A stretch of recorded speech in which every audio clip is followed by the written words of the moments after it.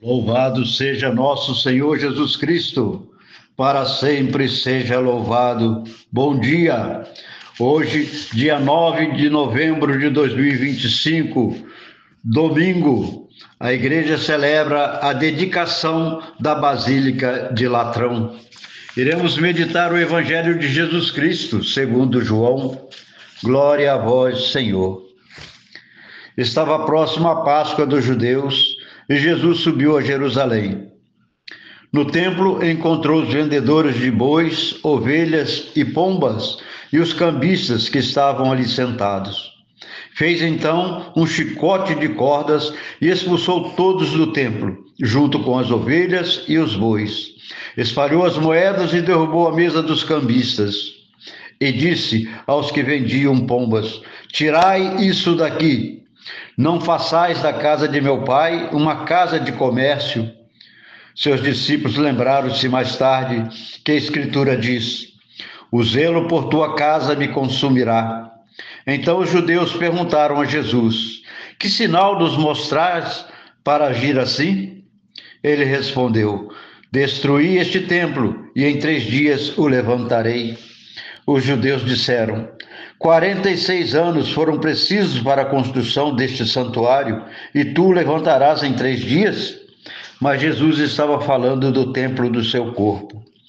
Quando Jesus ressuscitou, os discípulos lembraram-se do que ele tinha dito e acreditaram na Escritura e na palavra dele. Palavra da salvação. Glória a vós, Senhor. Reflexão. Esta casa eu escolhi e santifiquei, para nela estar meu nome para sempre.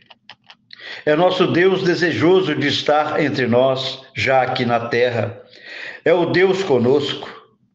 Mas como ele mesmo sonha um templo para si, pelo profeta Ezequiel, sua presença no seu templo em Jerusalém é acompanhada a uma água que desce para o vale do Jordão. Desemboca nas águas salgadas do Mar Morto, e elas se tornam saudáveis.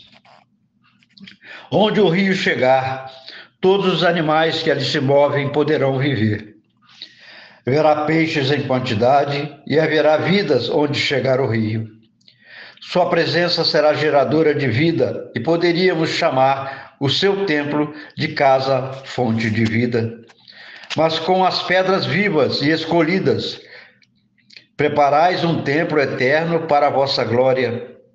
Pedras vivas somos nós, humanos. Assim, ele não aspira simplesmente estar ao nosso lado, numa casa fonte de vida para a humanidade, mas espera fazer de nós a sua casa.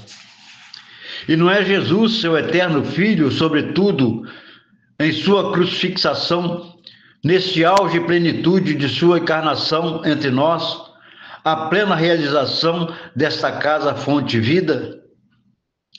Não é assim que o Evangelho o vê em seu peito transpassado pela lança, jorrando sangue e água?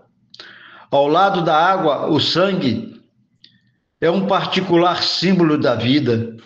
O crucificado, casa de Deus, casa fonte de vida. Jesus, porém, é o primogênito do Pai numa multidão de irmãos e irmãs. E assim podemos dizer que segui-lo devidamente é também aprender com ele a sermos esse templo de Deus, essa casa, fonte de vida para o próximo. São Paulo nos diz: vós sois construção de Deus. Acaso não sabeis que sois santuário de Deus e que o Espírito de Deus mora em vós?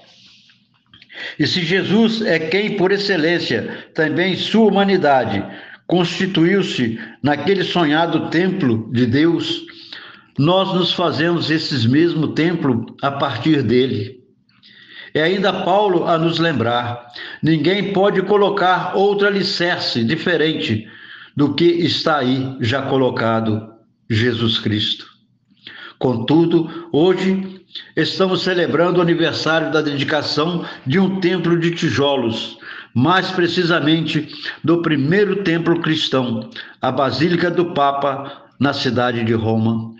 Templos como esse têm seu sentido enquanto se fazem espaços para que a presença de Deus faça deles casa, fonte de vida e não casa de comércio, de exploração. Mas jamais nos esqueçamos de qual templo ou morada Deus realmente busca para si.